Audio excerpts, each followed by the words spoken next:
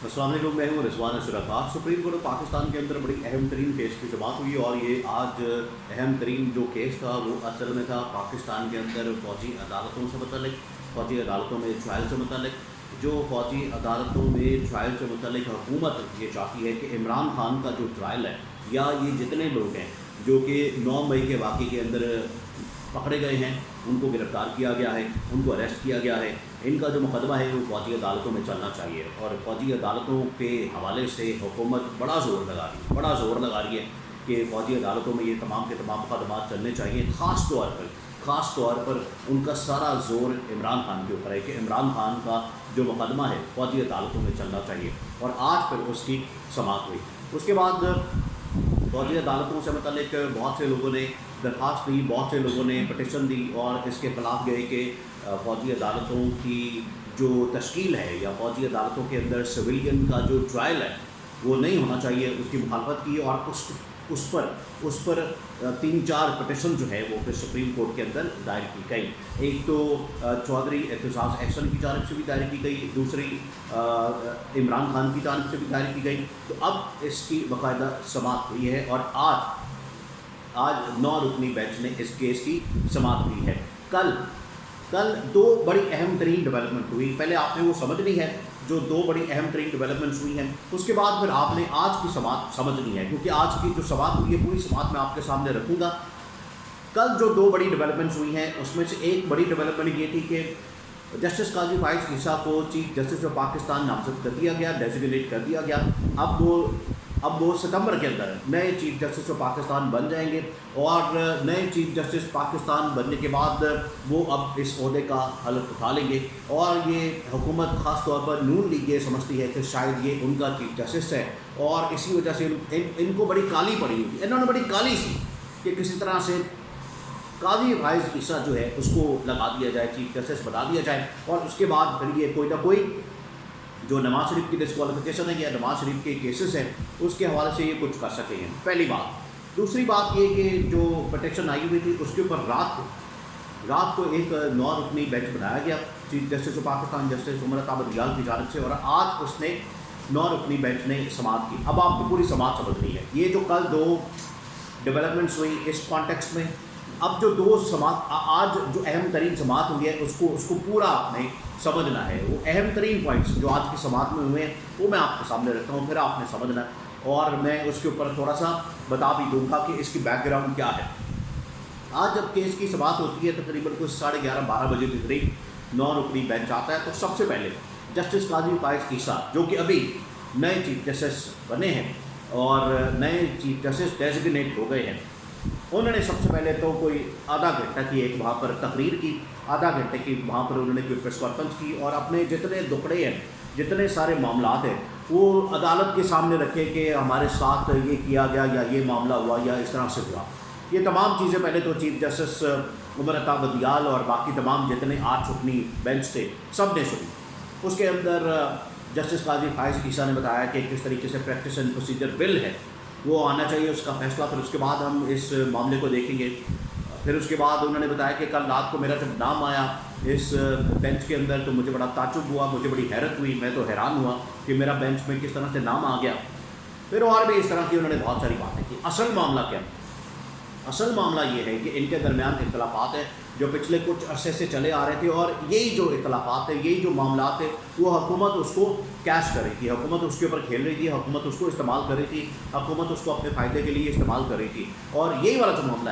जो मामला है इसके ऊपर अब खुलकर इख्तलाफात सामने आए कि 9 रुकनी बेंच बना और चीफ जस्टिस उमर अता बदियाल की जानिब से भी बड़ा समझदारी का मुजाहरा किया गया कि इन लोगों को भी बेंच में डाल दिया। असल में ये सबसे बड़ी कामयाबी तो उन पिटिशन करने वालों की है, उन पिटिशनर्स की है, दरख्वास्त गुजारों की है कि एक लार्जर बेंच बन गया। जो ये हुकूमत की होती है ना एतराज़, सबसे बड़ा ऑब्जेक्शन कि लार्जर बेंच नहीं बनता, लार्जर बेंच क्यों नहीं बनाते, तो आज एक लार्जर बेंच बना क्योंकि जो अवेलेबल जजेस हैं सुप्रीम कोर्ट के अंदर आज वो 9 हैं, तो 9 का बेंच बना दिया। अब उसमें से 2 जजेस जो हैं वो अलग हो गए हैं और उसमें से एक तो जस्टिस काजी फाइज ईसा वो अलग हो गए और दूसरे जस्टिस सरदार तारिक वो भी अब इस केस से अलग हो गए हैं। तो अब ये जो 2 मेंबर हैं, 2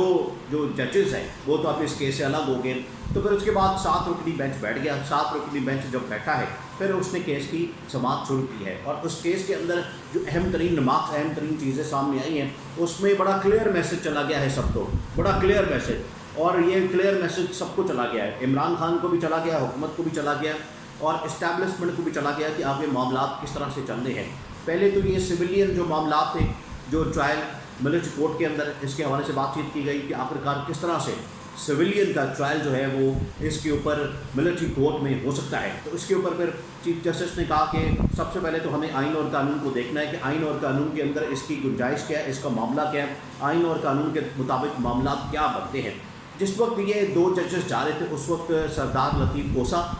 जो कि वकील हैं, फिर उसके बाद चौधरी एहतसास एहसन जो कि वकील है, उनकी जानिब से भी बार बार मिलते की गई कि आप बेंच छोड़ के ना जाएं, आप बेंच के अंदर बैठे रहें, और बेंच छोड़ के जाना, इस तरह से अलग हो जाना, ये एक बैड टेक्स्ट है, अच्छा नहीं जाएगा मैसेज।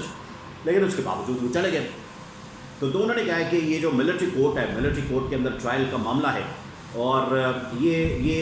बड़ा ही एक गैर आइनी और गैर कानूनी सा है, और उसके ऊपर उन्होंने बाकायदा रेफरेंस दिए, बाकायदा इसके हवाले से आर्टिकल दिया कि वो किस तरह से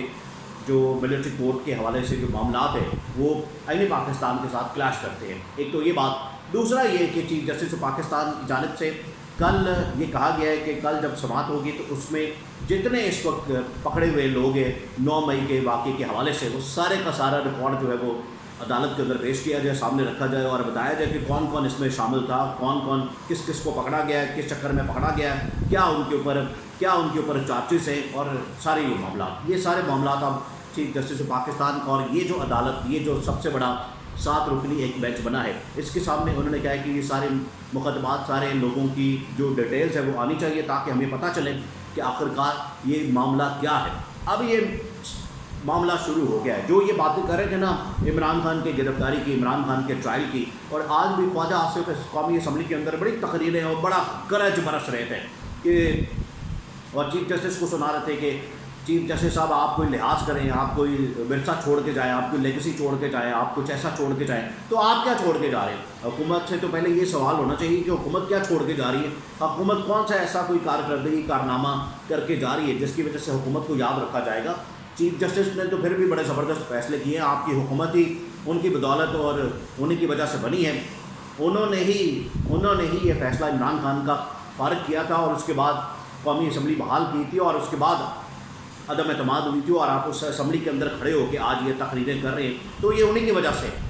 चीफ जस्टिस उमर अता बंदियाल की वजह से ही आप इस वक्त कौमी असम्बली के अंदर बैठे हैं, नहीं तो ये असम्बली तो बिल्कुल फारिग हो गई थी। तो ये ख्वाजा आसिफ को बात करते हुए ये सोचना चाहिए कि वो क्या बात कर रहे हैं। हुकूमत वैसे कोई भी नहीं काम छोड़ के ऐसा जाएगी लेगेसी वगैरह, लेकिन चीफ जस्टिस ऑफ पाकिस्तान कम अज़ कम बहुत से ऐसे फैसले, अहम तरीन फैसले हैं जो कि वो छोड़ के जाएंगे। अब इस वजह से बड़ा अहम तरीन मैसेज चला गया सबको, इस्टेब्लिशमेंट को भी, इमरान खान को भी, हुकूमत को भी, कि ये मामला किस तरफ जा रहे हैं। और ये जो ज़ोर डाला जा रहा था ना इमरान खान के मुकदमे का, ट्रायल का मिलिट्री कोर्ट के अंदर, अब ये कम अज़ कम थोड़ी देर के लिए बैठ गया, और जब इसका फैसला आएगा